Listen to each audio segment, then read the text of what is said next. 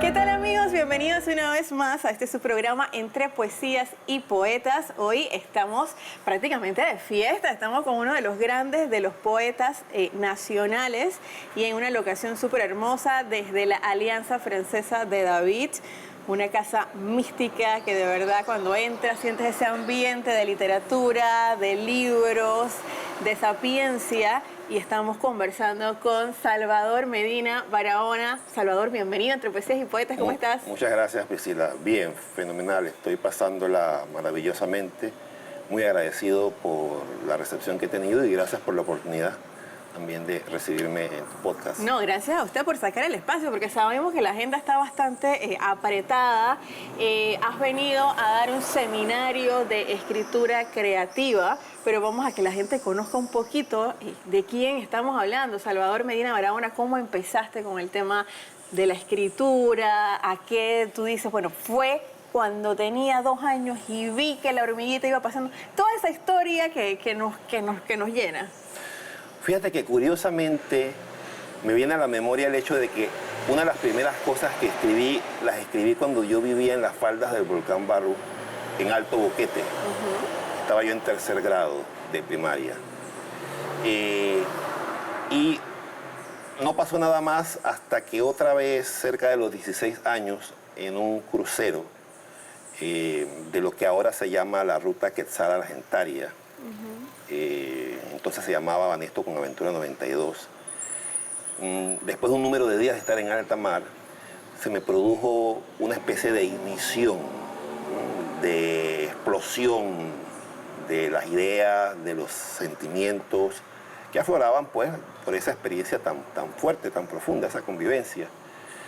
Y ahí escribí alguna cosa más. Después de eso, estamos hablando de mediados los 17 años, empecé a escribir mis primeros versos, digámoslo así. ¿Empezaste con poesía? Sí, siempre poesía. Y por supuesto como el inicio de casi todos, para mí. Hasta que llega un momento determinado en que uno siente un llamado particular y uno empieza a buscar libros o le empiezan a llegar los libros. Y bueno, van pasando los años y a los 25 publico mi primer poemario, Mundos de Sombra. Justamente este año cumplo 25 años de haber publicado mi primer libro. ¡Wow! Mundos de Sombra. ¿Y de qué se trataba Mundos de Sombra? Mundos de Sombra tiene poemas que datan de entre los 17 y los 25 años. Se publicó en 1999.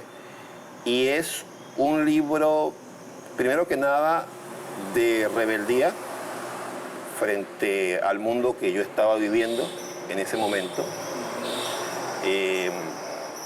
Las constantes migraciones dentro del país me generaron a mí un sentimiento de soledad, de introspección. Ya te digo, yo viví en las tablas, Boquete, Chitré, Panamá, dentro de las mismas tablas, en las tablas. Fue una especie de transhumante, un nómada. Y allí se reflejaba, por un lado, esa parte, esa soledad, a veces nociva, a veces, digamos, positiva para el espíritu, pero eso un niño o un adolescente no lo comprende tan bien. Y luego también están, digamos, los acentos propios de la edad, ¿no? Tú sabes que uno en esa edad está en plena rebeldía. Entonces tiene un poco de eso. Y también tiene, ahí sí, mucho de lenguaje, de búsqueda del lenguaje. Uno queda como maravillado con las cosas que lee, con las palabras, con los sustantivos, los adjetivos. Yo recuerdo que yo escribía con un diccionario de sinónimos al lado, cosa que no hago ahora. Y por supuesto ese libro está, digamos, recargado de lenguaje un poquito grandilocuente, podría ser, un poquito barroco, pero pienso que en el fondo lo que lo puede salvar es el hecho de que tenía mucha fuerza. Y yo busqué dentro de mis posibilidades de ser lo más honesto posible. Así que cualquier otra quebradura que tuviera por allí, cualquier rajadura, como alguien lo calificó, se subsanaba con esa fuerza, esa honestidad de buscarme, de verme, de mirar hacia afuera. Entonces es un libro que fue concebido como una especie de embudo. Digo concebido porque la concepción viene después realmente. Los poemas se escriben de forma separada, pero después uno concibe la estructura. Y empiezo como a mirar el mundo, la mirada exterior. Hay un poema que abre el libro, se llama 8 centavos. Esa es la medida exacta de la tierra, y sigue, ¿no? Humanidad pigmea que esbozas empujones y mientes caridad en cada idea, bueno, y sigue. Y después se va como estrechando hasta que llego al yo más íntimo, ¿no? Y eran mundos sombríos para mí, eran mundos de sombra. Pero por supuesto, un mundo que tiene sombra también está amparado por la luz, porque la luz es el contrapunto de la sombra. Así que de eso trata, así muy brevemente, los temas esenciales del ser humano, la vida, la muerte. Poco o ningún poema romántico, alguno que otro, porque uno tiende a pensar que los que escriben poesía son cursis o eternos románticos, empedernidos. No, yo más bien tenía un lenguaje contestatario, fuerte, incluso con palabras de alto calibre. Entonces, pero determinó, digamos, un pie de entrada en el umbral de la literatura, pues, del medio, que llamó la atención. Y eso ayudó a abrir puertas. Y estoy aquí, pues, justamente por ese primer gran paso, ¿no? Bueno, todo gran camino comienza con el primer paso. Sí. Y de lo que has dicho yo rescato, no utilizaste esta palabra, pero es mi traducción, que tiene mucho sentimiento. Sin lugar a dudas, la emoción está allí desbordada. Yo todavía no sabía lo que era la emoción dirigida, de la que habla Pablo Neruda, en la que tú más o menos intentas tener en el caudal o dentro del cauce las cosas que dices. Ahí había una pirotecnia emocional tremenda, ¿no? No, y el léxico con el que habla Salvador, o sea, salen unas palabras, la metáfora, ¿no? Yo me imagino que eso es parte de tu vida ya. Puede ser. Fíjate que tenemos un gran poeta nuestro que es Manuel Orestes Nieto, aún vive, y alguien me decía, ¿tú no ves que cuando Manuel habla, él habla en metáforas?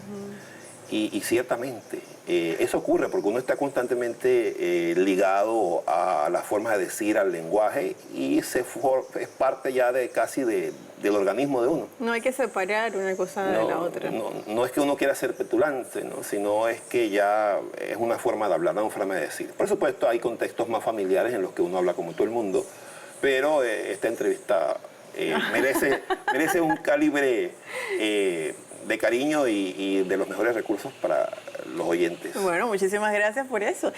Salvador, yo quiero rescatar algo porque este programa lo escucha una audiencia muy variada. Tenemos chicos escribiendo poesía de 14, 15 años. Yo tengo la oportunidad de leerles sus poemas y también ya personas que ya pasan los 80 años. O sea, tenemos un público bastante variado. Y yo rescato una conversación que tuvimos ayer fuera de micrófonos donde tú decías, parafraseando, que la vida no había sido tan fácil, pero tú no habías ido por mal camino, no habías caído en vicios porque habías escrito. Entonces, pues ese mensaje me pareció súper importante para la audiencia juvenil porque cuando estamos en la adolescencia y mi papá no me dio permiso para salir o no tengo para comprarme X o Y cosa, entonces siento que el mundo se me viene encima y que todo el mundo me odia, etcétera, etcétera. Y las tentaciones malas están pues a la vuelta de la esquina.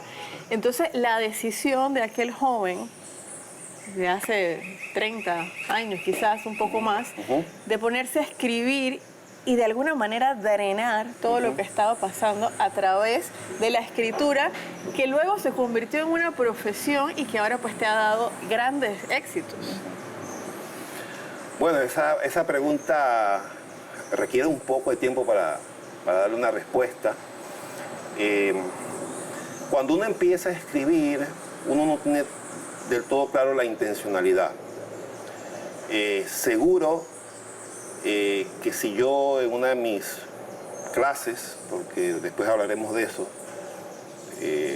alguno de mis espacios en donde tallereamos textos y demás, abordamos el tema de la escritura y de la literatura, lo primero que te diga es que no debe ser utilizada como herramienta de nada, sino como un goce estético profundo, que no tiene moralejas, que no busca enseñar nada, aunque indefectiblemente lo haga.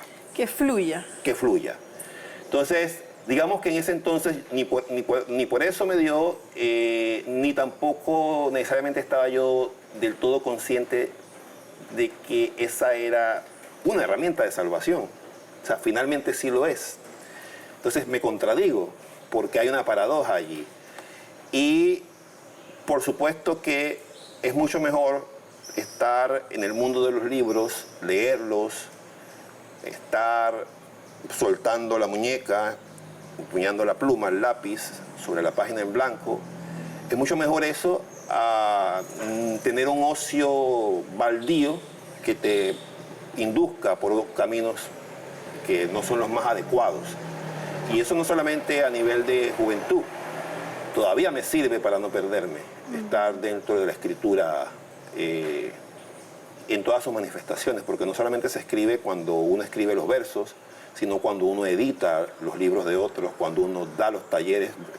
Tú participaste de las 2 jornadas, entonces uno está escribiendo durante esos procesos también, contemplando la vida o leyendo un libro. Cuando uno está haciendo todo eso, uno está escribiendo.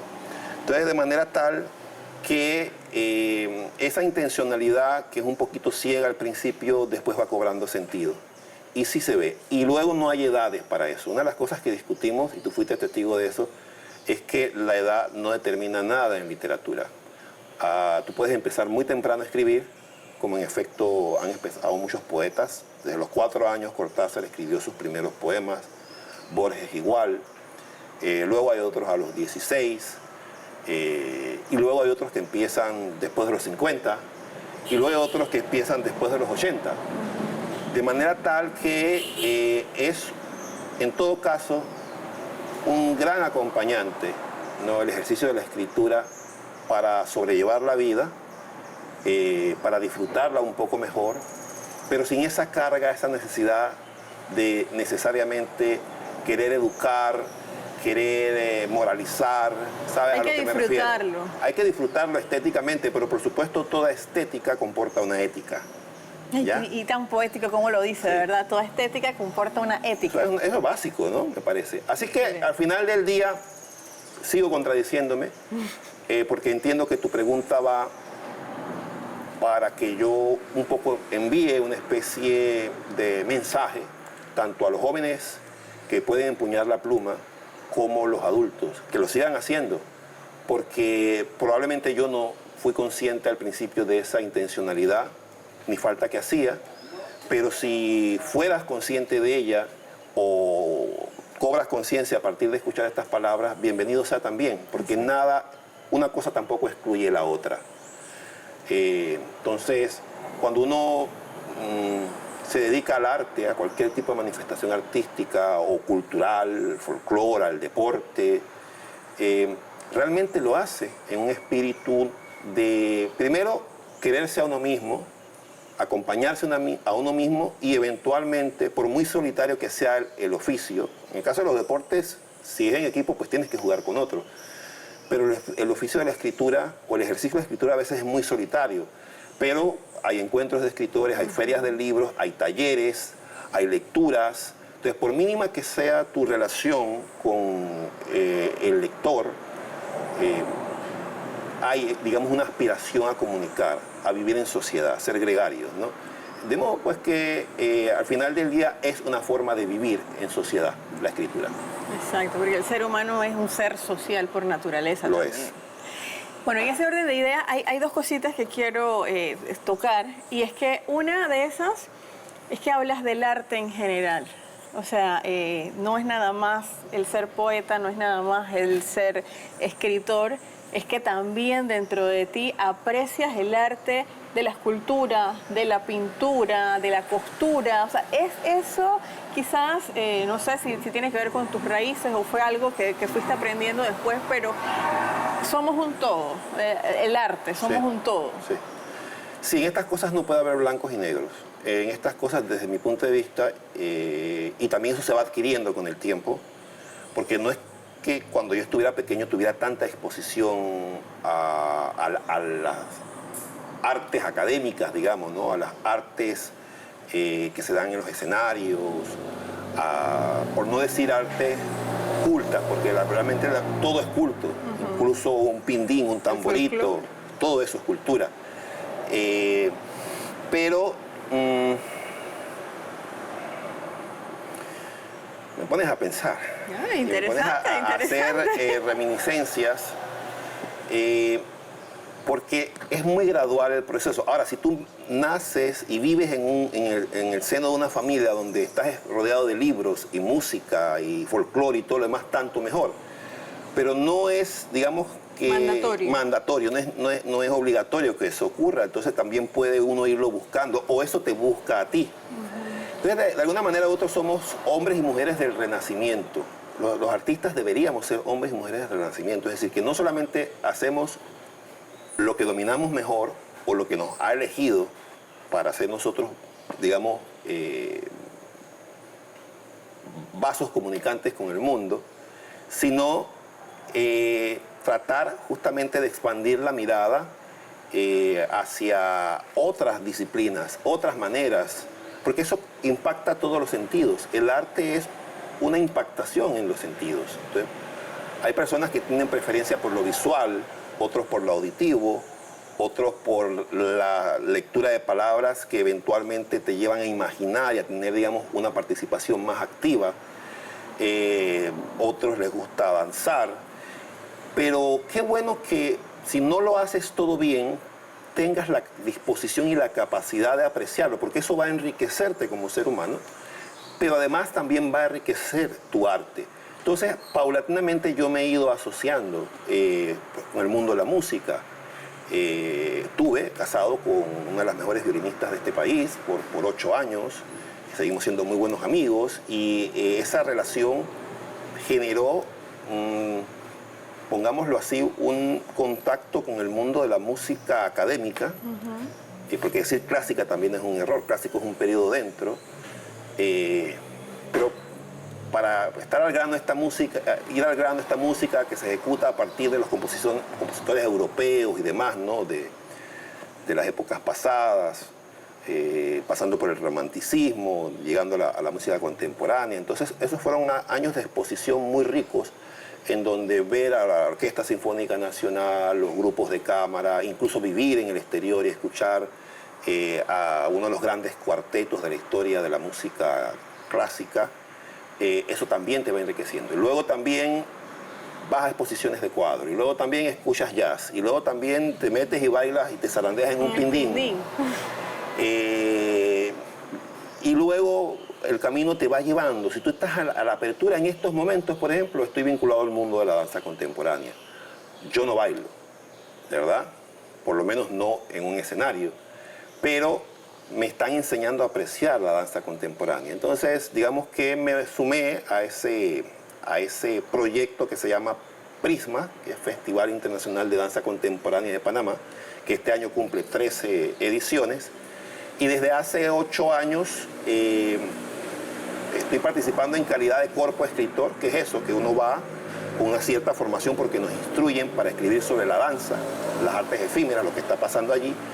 Después de eso, alguien edita el texto y con las fotografías de los profesionales subimos a un blog las impresiones. El grupo es muy variopinto. Y bueno, yo quedé finalmente editando el blog, estoy a cargo de ese blog. Entonces, por un lado empecé con la música, en alguna temporada estuve vinculado con el mundo del teatro, tuve carné de evaluación de obras teatrales. Entonces tú lo sabes perfectamente, tú que estás en esto, las cosas te llegan. Una cosa lleva a la otra. Una cosa va llegando. Entonces eso enriquece mucho, potencia mucho el propio oficio, y no es que tienes que ser un todólogo ni mucho menos, sino alguien que se deja impactar y que puede dialogar, generar éxfrasis, ya vimos eso. Éxfrasis. Explícanos un poquito aquí a la audiencia, sí. Éxfrasis. Esa palabra yo no la conocía, sin embargo sí la llevaba a la práctica sin conocer el término.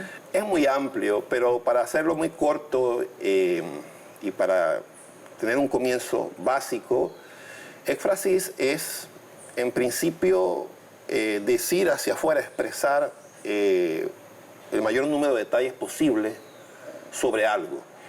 Usualmente se ha hecho, o lo más común es que se haga entre las artes plásticas y la escritura, pero se puede hacer éfrasis de todo, como bien lo expliqué.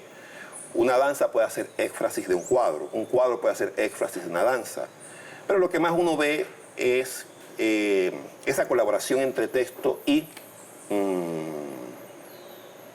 ilustraciones. Lo más fácil es, por ejemplo, cómo se ilustra un libro para niños. Eso es éfrasis, ¿no? No es una traducción literal necesariamente de lo que está contándose en el libro, sino que el artista que hace esos dibujos un poco tiene la posibilidad de llenar espacios en blanco, de darle una visión, ¿no?, hasta donde la historia lo permita, que dialogue con lo que está escrito. Entonces esa es colaboración.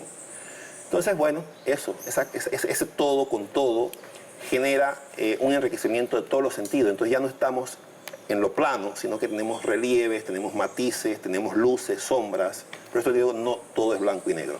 Muchas dimensiones. Sí. Otro de los puntos que quería tocar, maestro, es el duende dramático. Dramático. Es dramático de vez en cuando, pero es dramático. Sí, correcto. Gramático de gramatical. Con G de Micho, como digo yo. Con G de Micho, excelente. Bueno, explíquenos un poquito, ¿qué es? ¿De dónde sale ese duende? Mira, el duende dramático, fíjate cómo las cosas van trabajando, incluso en el decurso de esta entrevista. El duende dramático surge como un deseo, ahora sí un poco más consciente, en el año 2005, por trabajar de manera integral las artes, las letras y la cultura. Alguien me dirá, oye, pero es que, ¿por qué lo dices así si la cultura incluye todo? Bueno, es que se hace un poco pecando de redundante, porque a veces cuando tú dices letras, la gente piensa que solamente, pues, es eso, y nosotros no estamos haciendo nada más letras. Nosotros tenemos libros que son ilustrados. Nosotros colaboramos en proyectos de enseñanza, colaboramos en proyectos incluso de la grabación de un CD. Podemos colaborar en proyectos deportivos, en proyectos gastronómicos. Entonces, eso es cultura, porque es una ampliación. Y también puede tener niveles de arte, aunque no se exige, porque la cultura no siempre tiene el deber de manifestarse como una de las bellas artes. No es necesario. Tiene que fluir como una manifestación del ser humano que busca más bien entenderse, comprenderse, sin que se extreme demasiado el asunto estético. Pero ya sabemos que todo movimiento en ese sentido, aunque sea popular, tiene una ética, y toda ética va con la estética y al revés. Entonces, letras, arte y cultura. Por otro lado, si tú dices arte, la gente nada más piensa en la plástica, en la escultura, en la pintura y ya está. Entonces yo preferí ser un poquito redundante, tautológico, como dicen por allí, y utilizar los tres términos para enfatizar que en efecto me gusta cubrir todas las áreas del saber humano, la filosofía, la ciencia. Entonces eso surgió con esa aspiración. Obviamente uno más joven, casi unos 20 años atrás, o casi unos 25 años, uno tiene estas expectativas y quiere comerse el mundo. No ha sido lo rápido que yo imaginé. Es un proceso. Ha sido un proceso, pero que ha crecido en la constancia, ha crecido de manera orgánica, de manera natural, sin verlo como un negocio. No tengo ningún problema porque me formé también como gestor cultural y entiendo que las industrias culturales pueden y deben generar, a partir de sus productos, ingresos. Eso está muy bien. Pero yo hago un balance, no accidentarme con las actividades, no correr, no hacer de todo para generar, digamos, un cochinito lleno de monedas, sino más bien que el espíritu artístico vaya por delante y muy de cerca también el respeto por lo que el artista hace, porque eso se debe, es importante que lo hablemos, se debe reconocer en términos económicos, se debe monetizar. Entonces, eso de que yo hago el arte por amor, lo he ido aprendiendo paulatinamente, que no es así. Perfectamente es eso, pero además, si lo estás trabajando, si estás invirtiendo horas, si estás haciendo un aporte a la comunidad, tienes derecho a vivir de eso. Bueno, yo en ese caso yo podría aportar que es que los artistas tenemos una pasión. O sea, cuando tú tienes una pasión, tú vas a hacer eso, aunque sea de madrugada, aunque estés cansado, porque es algo más fuerte que tú, algo que te mueve y te lleva pues a crear un producto, ¿no? Sin embargo, no tenemos por qué, y digo yo siempre acá en el programa, que no tenemos por qué tener que limosnear cosas. O sea, el artista es un profesional y cumple un propósito dentro de la sociedad. Entonces, pues, darle su respeto, darle su lugar, como todos los demás profesionales que también, pues, tienen un espacio. Yo tengo una visión contrapuntística con lo que acabas de decir, pero estoy totalmente de acuerdo con lo que acabas de decir. Yo prefiero siempre verme, como decía Julio Cortázar, como un aficionado. Porque en el momento en que yo me queda profesional, dogmatizo, ¿verdad? La enseñanza del arte, dogmatizo, pero al mismo tiempo entiendo lo que quieres decir. Entiendo lo que quieres decir desde el punto de vista, por ejemplo, dictar un taller, un seminario con las jornadas que yo dicte, eso requiere un profesionalismo. Organización, estudio, logística, etcétera, etcétera. Y tiene que ser remunerado como... Yo lo veo en la base, pero me olvido de eso después que la base esté bien allí y lo disfruto como si nadie me estuviera pagando por eso. Estamos de acuerdo. Y con la pasión, que ejerce, ¿no? Entonces, qué mejor que encontrar algo en la vida que tú sientas que no es un trabajo y que sin embargo, como dice Vargas Llosa, sea tu alimento, tu ¿cómo se llama? Tu trabajo alimenticio. Porque todas las horas que uno dedica a pulir una obra de arte, a buscar un camino para que esa obra de arte se abra paso ante el espectador, sea un libro, sea una pintura, sea una danza, tantas otras manifestaciones, una obra de teatro. Es decir, y a veces ocurre que los artistas en muchos países, el nuestro muy en particular, necesitamos hacer de todo un poco. Necesitamos hacer, y eso es desgastante. Entonces, en la medida en que uno va avanzando en el proceso, uno ya empieza a tomar decisiones. Y uno dice, ¿sabes qué? Esto no lo quiero hacer. Esto no lo disfruto. Esto se lo quiero delegar a alguien más porque estoy sacrificando también mi parte artística por estar demasiado metido en la logística. A mí, el mercadeo lo sé hacer, me formé, ¿verdad?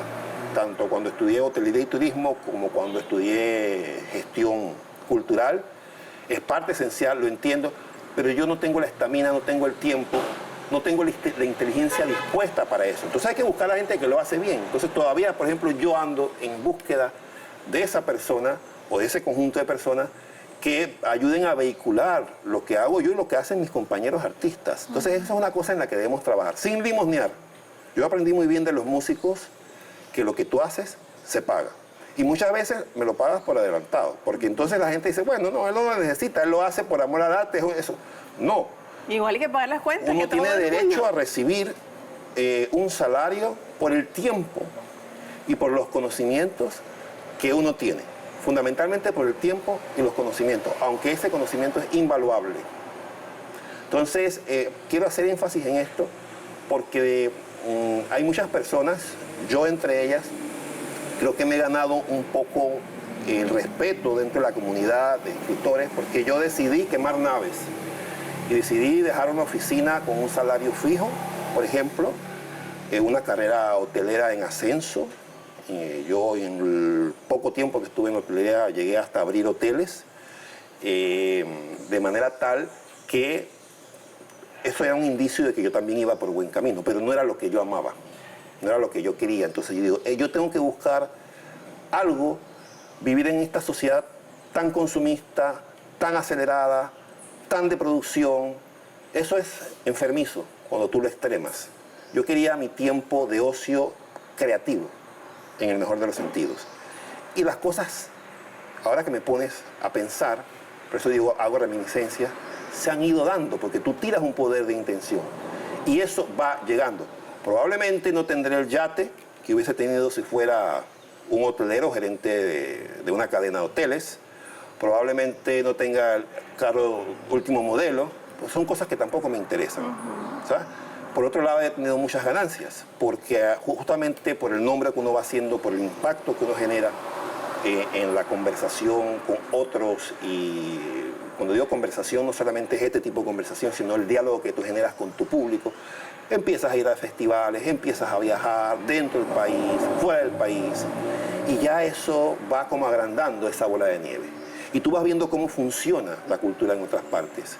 Y ya tú regresas y ya tú puedes poner la cara dura y decir, sí, perfecto. Una vez yo estaba hablando con Gigo Sugasti, amiguísimos, queridísimos los dos, y yo le dije, oye Gigo, mira, yo pensando, y ya yo estaba dentro del mundo, ¿qué tal si invitamos a un tal de este par de músicos que me han gustado mucho y hacemos un recital? Y dice, ¿cómo no? Con mucho gusto. Yo te digo cuánto cuesta y lo hacemos. Facilito me lo deslizó. Y yo, sí, es verdad, me avisas cuánto es. Porque hay que respetar eso, ¿no? Hay horas de trabajo, cuesta plata el estudio de grabación, cuesta plata movilizarte, tienes que vivir de algo.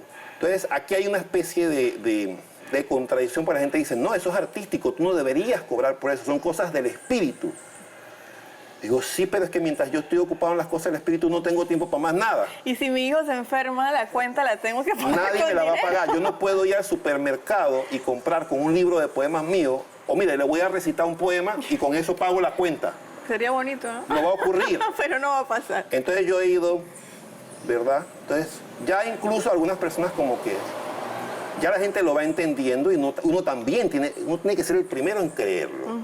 Y yo digo, bueno, ¿sabes qué? Me voy a dejar crecer mi barba entre árabe y judía. Yo tengo de las dos, supongo, de ascendencia española, ¿no? Judíos sefarditas y demás, y Medina y Barahona, más árabes no pueden ser.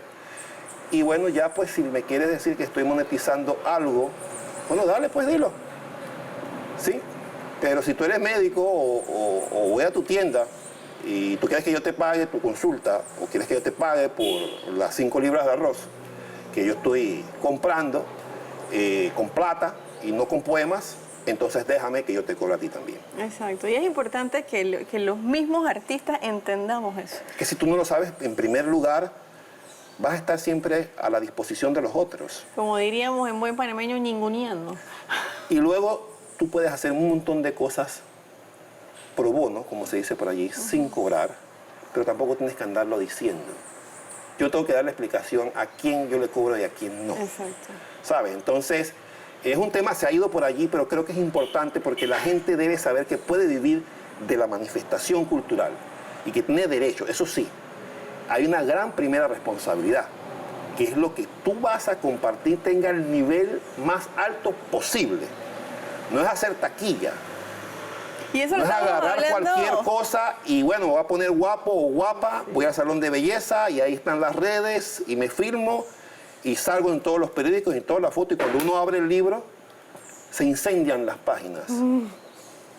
De lo malo que está. Ojos también. De lo malo que está se prende solo el libro. Entonces no podemos tampoco. Nosotros tenemos una responsabilidad con las voces que nos preceden. Ustedes aquí en Chiriquí tienen una cantidad de autores excepcionales, ¿no? De todas las épocas. Entonces, ¿qué pasa con esas nuevas generaciones? Tienen que hacer el oficio de relevo. Igual en la ciudad de Panamá, igual en Azuero, todo el país.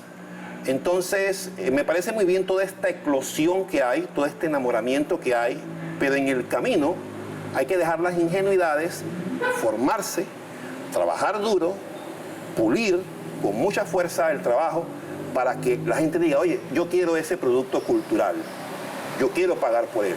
Porque sí, primero, no te crees mucho que debes cobrar por él. Y segundo, no está muy bueno, no vas a ningún lado. Pero yo pienso que hay algo que es peor. Que esté malo y que creas que es la maravilla. Entonces eso le hace daño a la cultura. Y al gremio en general. Al gremio en general. Entonces... Pero tampoco podemos controlarlo todo. Yo prefiero que haya esta eclosión a que no haya nada. Y en el camino las cargas se van nivelando y en el camino los que realmente van a quedar, quedan. Y el público también se va educando. El público no es estúpido. El público disculpa mi francés. Sí. El público no es tonto. Maestro, entonces en ese orden de ideas, pues que creo que también lo habíamos conversado fuera de micrófono, la importancia de seguir estudiando, de seguir formándose. Si bien es cierto, pues tienes un talento, Dios te da un talento, lo vimos incluso en grandes pintores o en grandes cantantes de ópera, si tienes el talento, tienes la voz, pero estás metido en un conservatorio, sí. Sigues formándote, eso acá no es ajeno. Y gracias a Dios tenemos ahorita mismo muchas opciones para formarse. La pandemia nos dio una ventana que es la virtualidad. Ahora podemos acceder a los diplomados de literatura, sí, a los seminarios, a los talleres, hay ese contacto. Eso es lo que pasa en vivo, señores. Eso es lo que pasa. Estamos aquí desde la Alianza Francesa de David. Con un muy buen ruido ambiente. Sí, con un ambiente. Paisaje sonoro. Y de acá tenemos el bosque, los pajaritos, pero también pues estamos en el centro de la ciudad, así que son cosas que pasan en vivo.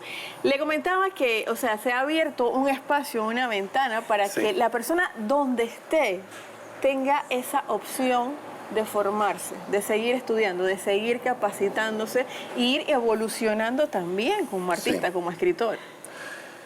Yo te voy a dar un ejemplo muy específico, muy particular, de una de las artistas intelectuales más prominentes que tiene no solamente Chiriquí, sino el país entero, que es Liliana Pinedo.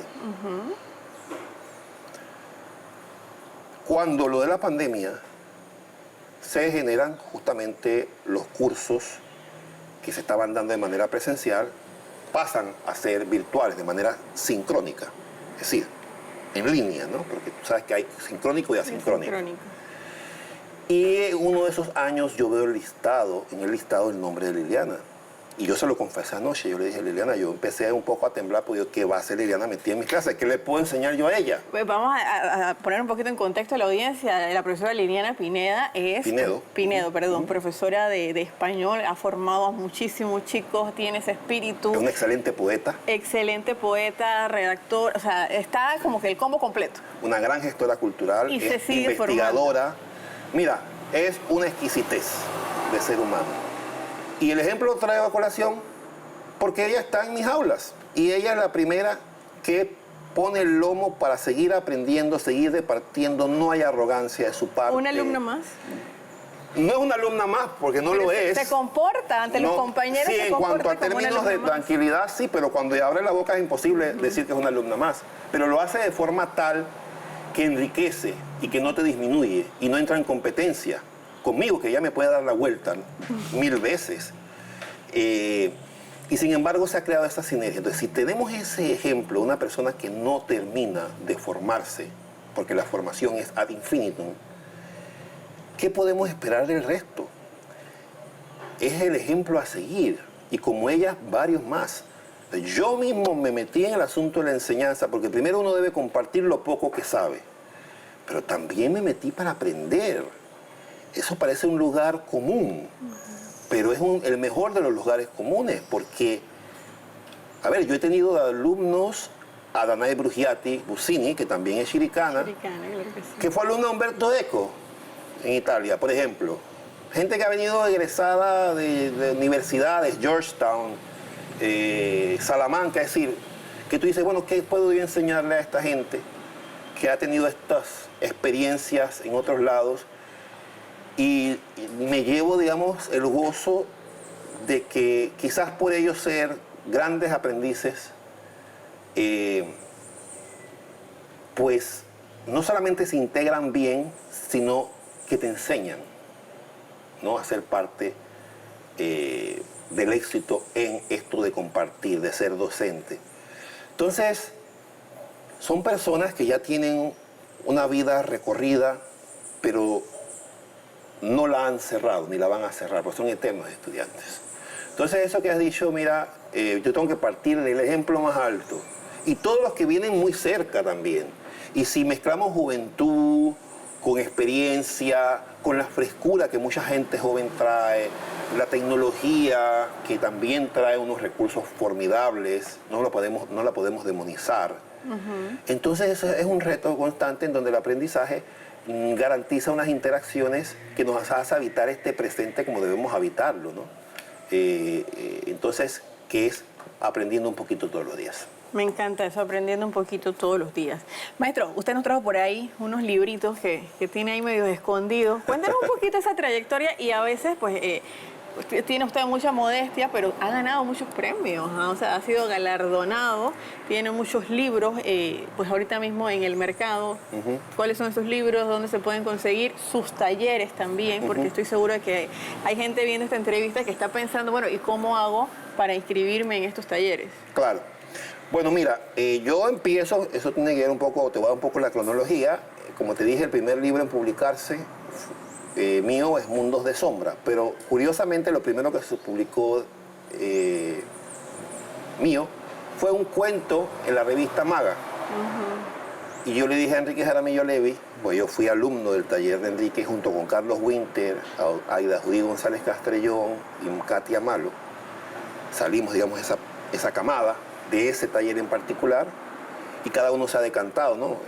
Carlos Winter se ha ido a la narrativa, Katia escribe para niños, también sigue narrando, de Judith publica con mucho menos frecuencia, pero tiene una voz narrativa muy potente, y yo pues me decanté por la poesía y el ensayo, aunque nada de lo otro me es ajeno, porque lo edito, lo leo, probablemente tengo alguna cosa por ahí escondida, ahí vamos, ¿no? Incluso el teatro. Pero volviendo al asunto de las publicaciones, uno empieza con mucha fuerza, Mundos de Sombra, después viene Viaja a la Península Soñada, que es una incursión nostálgica por Azuero, esa tierra. Claro, porque yo en esas migraciones constantes quedo ya finalmente en Panamá, y Melquiades Villarreal Castillo recientemente acaba de dar su discurso de ingreso como académico numerario en la Academia Panameña de la Lengua. Dice, siempre ha sostenido el hecho de que yo regreso a la península como una especie de forastero de mi propio origen. Y es una incursión nostálgica para tratar de recuperar eso que perdí. Ese libro tiene un epígrafe de Roberto Sosa, un gran poeta hondureño, que dice, de la nostalgia por lo que perdimos, iremos construyendo un sueño a piedra y lodo. Entonces sí, ese es el segundo libro. Después viene Somos la imagen y la tierra, que me da a mí el primer premio que he ganado en poesía. Tampoco es que son tantos, ¿ah? Hay aquí escritores que han ganado muchísimo más premios que yo. Pero no son premios, galardones importantes. Sí, me han ayudado a visibilizarme, a publicar mis obras, a sentirme confiado. Entonces ese libro en particular tiene una afiliación con Chiriquí muy importante. Ay, qué bueno. Porque yo a la sazón trabajaba en el hotel ejecutivo, y para unas vacaciones me consiguieron habitaciones en varios lugares acá. Y en el camino también estaba por acá una sobrina mía, que en paz descanse, en Volcán. Y entonces yo me voy a Volcán, y frente a lo magnífico del paisaje yo quedo realmente asombrado, sin aliento, aunque después lo recuperé, y empiezo a escribir otros poemas. Y eso es éfrasis. Sí, en efecto. Me detonaron muchas cosas, y después me hospedé en otro hotel en Boquete, y ahí fui. Entonces, se fue creando ese libro, lo mandé a un primer concurso, perdió, no pasó nada, no que perdió, simplemente la suerte, o tampoco quiero decir la suerte, el que tenía que ganar ganó y punto, ¿no? Porque no es suerte. Porque a veces hay libros que son mejores que los de uno. Entonces eso también te ayuda a ver qué pasó. Entonces yo digo, ¿sabes qué? Yo voy a darle la vuelta al libro. Bueno, entonces lo mandé y ganó el Estela Sierra. Ese premio se ha convocado solo en 3 ocasiones. La primera ocasión la gana Porfirio Salazar, el gran poeta coclesano. En la segunda ocasión lo gano yo, y la tercera y última la gana Javier Alvarado. Somos los únicos 3 que hemos recibido el Estela Sierra, ¿no? Ojalá que algún día se pueda retomar. Bueno, ese es el tercer libro. Después viene, ya te mencioné 3, correcto. Después viene Cartas en tiempos de guerra. Cartas en tiempos de guerra es un libro que escribo bajo la influencia, la presión, el impacto, el estrés de ver la caída de las Torres Gemelas. ¿Sí? 2001. En 2001. Y ese libro es una especie de pastiche en el que mezclas crónica periodística con cartas, con tono aliento poético, y crónicas de ese momento. Entonces es un libro muy de circunstancia, que probablemente sacrificó parte del asunto estético, pero digamos que la pretensión ética le gustó al jurado del Premio Centroamericano de Literatura Rogelio Sinan y gana una mención de honor. Después de ese libro, hago un silencio, me voy a vivir a los Estados Unidos y en ese camino mi padre está dando sus últimos pasos en el mundo. Entonces yo empiezo a escribir La Hora de tu Olvido, que es una elegía a mi padre. La escribo antes de irme, la escribo durante mi estancia en Estados Unidos y la escribo después de su muerte. Es un libro que me tumbó, probablemente allá yo me iba a quedar semicalvo, pero la calvicie empezó a manifestarse allí, me tumbó muchos cabellos. Y... ¿Me recuerda el nombre? La Hora de tu Olvido. La Hora de tu Olvido. Sí. ¿Pero es poesía? Es poesía. De todo lo que estoy hablando es poesía. Entonces, La Hora de tu Olvido es una elegía, un homenaje a mi padre, que obviamente tiene todo menos olvido, una ironía el título. Como ese libro me genera unos choques emocionales tan fuertes, en el camino decido escribir una poesía distinta, fresca, incluso cambiar de voz, decir, ¿sabes qué? Si los novelistas inventan personajes femeninos y todo lo demás, ¿por qué no puedo escribir desde el punto de vista de una mujer? Hice el ejercicio, pero como no soy mujer, no me resultó. Traté de meterme en eso, porque también el tono que yo estaba buscando no se prestaba para, tú sabes, para ficcionalizarlo tanto, que en la ficción uno puede de repente indagar un poco más y meterse un poco más en el pensamiento femenino y demás. Entonces, quedaron algunas astillas de ese intento. Y un buen día, en el cuarto piso de la biblioteca Founders de la Northern Illinois University en Chicago, cerca, recuerdo que era un invierno muy crudo, o finalizando el otoño, yo subo, agarro una pilita de hojas donde se anotaban las bibliografías de los libros que ibas a solicitar, miré alrededor como para que nadie se acercara, hasta que con mi vista marqué territorio y empecé a escribir una instantánea detrás de otra hasta que se me agotaron las hojas. Y de allí surge el libro 50 instantáneas y un crimen. Pero ese libro se queda allí, guardado, por muchos años. Y antes de que se publique ese libro, en el año 2009, pasaba yo por los días que gana el premio Ricardo Miró. Que es el mayor galardón literario que tenemos en Panamá. En Panamá. Y además el más antiguo, el más antiguo del continente. Tiene más de cerca de los 75 años. A ver, eso no lo sabía, interesante. Sí, es el más antiguo del continente. Y uno de los que mejor paga, además. Y uno de los que ha creado a partir del premio una muy buena bibliografía que debemos tener en algún momento, tenemos que exhumar para que la gente regrese a ciertos libros. Bueno, entonces gano el premio Miró, eso me abre muchísimas puertas, empiezan a caer invitaciones a encuentros. Como ya yo enseñaba hotelería y turismo, no me era ajena la enseñanza, me invitan a dar clase en el Diplomado en Creación Literaria unos años más tarde. Entonces una cosa va llevando a la otra, pero sigo con los libros, no he perdido el foco de la pregunta. Entonces se publica este libro, que ya tiene 3 ediciones, y ahí cada vez me demoro más. 2010, después esperé hasta 2016, cuando nace mi hijo, y publiqué las 50 instantáneas. Y no he vuelto a publicar. En el 2016. De 2016. He publicado poemas por aquí, cosas por allá. Tengo un libro de ensayos breves que se llama Vida en la Palabra, Vida en el Tiempo, que es un cuadernillo de la Universidad Tecnológica de Panamá, Cuadernos Marginales.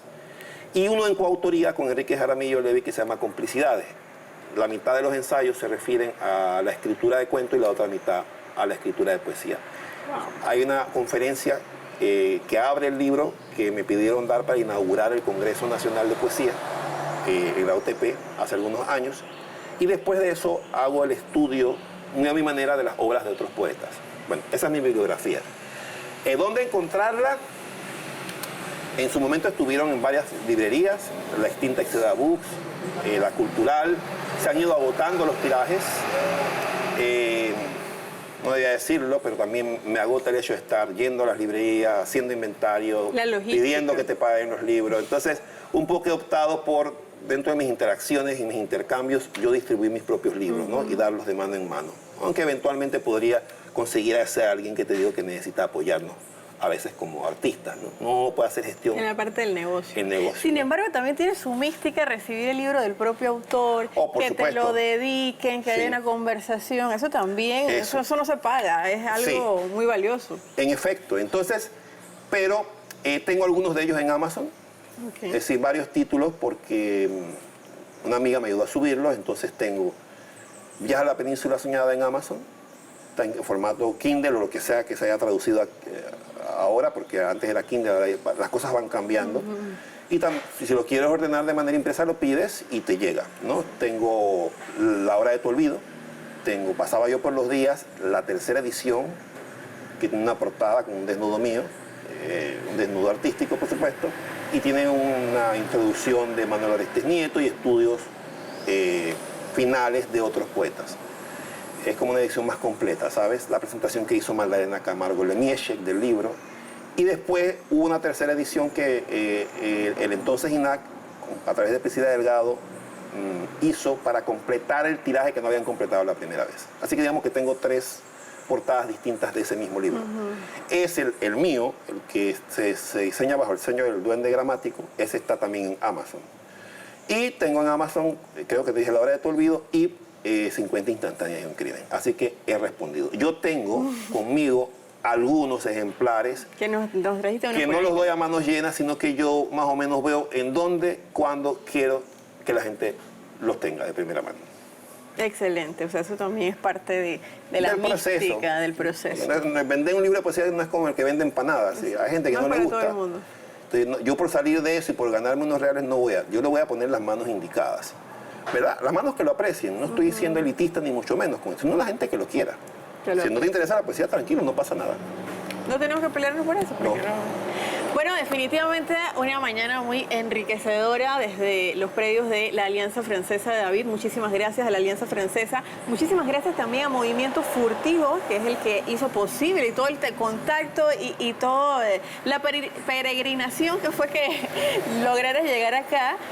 Siempre lo hemos dicho, Movimiento Furtivo está marcando la pauta cultural aquí dentro de la provincia de Chiriquí. Así que muchísimas gracias por el trabajo que hacen, Salvador. Los libros nunca te los mostré. Bueno, porque yo te pregunté como 2 veces, yo que será que no lo quieres Sí, sacar. es que me fui de lengua. Después también, antes de despedirnos, un par de minutos para decirte sobre los talleres. Ok. Bueno, este es 50 instantáneas y un crimen, ¿verdad? Que te lo voy a pasar para que lo tengas en la biblioteca de tu podcast, Ay, perfecto, claro que ¿no? sí. Así que, y te lo voy a firmar, no te voy a cobrar por la firma, Ay, ni te voy a cobrar por el libro. Qué belleza. Esa es una de las cerecitas del pastel de este trabajo que uno hace. Tener de primera mano los escritores aquí. Esto es maravilloso. Quiero pasarte también este CD que podríamos verlo ya casi como una reliquia, aunque todo vuelve. Vintage. Sí, una cosa vintage. Creo que tienes todavía puesto Sí, sí, un lugar sí, donde, tengo donde reproducir. donde reproducirlo. Son poemas leídos por mí, grabados en un estudio, en el estudio de Alfredo Drobo, su casa estudio, con algunos de ellos música de la violinista Graciela Núñez y de percusión de Valo Jorge, Wow. el percusionista distinto, ¿no? Entonces, aquí están los versos del duende, eres libre de reproducirlos en tu programa cuando gustes. Ah, excelente. Ok, te lo dejo. ¿Sabes? Constancia, Es y aquí importante. queda la constancia hablada de que te estoy dando permiso de que lo Gracias. hagas. Mira, es importante porque mencionaste que bueno, que eso de que la poesía es para el que lo aprecie. Gracias a Dios, pues tenemos una comunidad que aprecia mucho pues la poesía y definitivamente esto va a ser un premio para esta comunidad. Que así sea. Así es. Te lo dejo allí para que tú lo toques. Igual están las redes sociales en mi página web. Ahí navegando un poquito están todos estos poemas colgados, están de libre acceso al público porque yo algo doy. El libro Complicidades, con autoría con Enrique, está también en mi página web, lo puedes bajar gratuitamente si quieres leer ensayos sobre poesía. Así que esa también es una manera de hacer ciudadanía y contribuir. Claro que sí. Y no quiero dejar de mencionar en esta visita los 2 libros de mi esposa, la escritora por cuenta propia y con un talento extraordinario, Gloriela Carles Lombardo, porque de alguna manera u otra fueron la herramienta que nos ayudó a lucir las 2 jornadas que hemos tenido acá en esta Exactamente. comunidad. Ella es especialista en minificciones, en textos hiperbreves. Este se llama Fugacidades en un panal de fuegos, que fue publicado por Enrique Jaramillo Levi en el sello Foro Taller Sagitario. Mezcla un poema con un cuento corto. Ya viste que hay cuentos hasta de una línea, Sí. de 2 líneas, con mucho rigor. Esa comunicación entre Sí. ambos géneros, entre ambas narrativas. La éfrasis de la que hablamos. Éfrasis, Tiene ilustraciones maravilloso. de Enrique Jaramillo Barnes, que es Premio Nacional Luis de pintura. De manera que aquí hay eso de lo que hablamos, ¿no? Entonces también te lo quiero dejar, siéntate libre de compartir sus textos. Hay textos muy profundos, algunos muy crudos. Y este también es de ella, se llama Niño de Ajo. Y la hermoso portada título. hermosa. Y este tiene una ilustración de alguien que ustedes conocen seguro, que es Ela Urriola. Ah, claro que sí. Ella es También la hemos tenido por acá en el programa. Ella es pintora, además muchas cosas. de todo lo demás, ¿verdad? Que hace, filósofa, poeta, ensayista o académica. Y entonces esta pintura ella la cede para esta hermosa portada de Niño de Ajo, que gana el Premio Sagitario de Ediciones de Minicuento en 2018-2019. También te lo dejo. Ay, eso. Pues se presta mucho para el formato, lecturas breves, ¿no? Niño de ajo. Y por último, ya para dejarte que te despidas, porque me preguntaste y no quiero que quede en el aire, ¿cómo se accede a los talleres? Bueno, me pueden contactar a través de mis redes sociales, El Duende Gramático, así, gramático, aunque de vez en cuando es dramático, en Instagram. Me pueden escribir por el mensaje directo y con mucho gusto yo los oriento. Tengo de 2 a 3 talleres anuales, duran 3 meses cada uno. Uno enfocado en la apreciación y escritura de poemas y otro que se llama La Página Óptima, que optimiza prosa, cuentos breves, fragmentos de novelas y cuentos. Y bueno, a través de las invitaciones que como Furtivo me hacen para que comparta de manera directa, presencial, porque aquellos otros son de manera virtual. Virtual. Bueno, de verdad, o sea, las opciones están. Yo quiero dar ese mensaje de que a veces gastamos el dinero en cosas banales, que a las finales no nos queda nada, ¿no? Entonces, dése la oportunidad, si a usted le gusta, si tiene esa curiosidad, si usted siente que tiene un talento, de acercarse a las personas que ya están donde en algún momento a usted le gustaría estar. Yo soy partícipe de eso. Yo vengo acá, tal como dices tú, pues en el taller, y me encanta nutrirme porque son personas que ya han hecho cosas que yo quisiera hacer. Y eso es súper importante, esa iteración, ese contacto. Y tengo que decirlo, cuando el facilitador te da esa cercanía, o sea, eso es la cerecita del pastel, porque a veces pensamos que, bueno, es que el profesor ha ganado tantos premios y tiene tantos títulos y lo vemos como distante. Ah, no, pero tú me ves a mí aquí con short, ¿verdad? Muy deportivo y muy cercano. Yo pienso que eso es parte. Eso es súper importante, así que, bueno, pues ese es el mensaje para la audiencia. No nos queda tiempo para más. Bienvenido siempre Gracias. a Chiriquí, bienvenido pues a Entre Poesías y Poetas, y gracias por lo que está haciendo. Y bueno, no voy a esperar mucho para yo también formar parte de esos estudiantes de los que se siente orgulloso, de lo orgulloso de lo que se está haciendo del trabajo en cuanto al arte y la cultura. Mira que lo estás diciendo en cámara, así que ya estás comprometida. Bueno, muchísimas gracias. Gracias a usted, Salvador. Bienvenido, Salvador Medina Barahona, aquí con nosotros en Entre Poesías y Poetas desde la Alianza Francesa de David.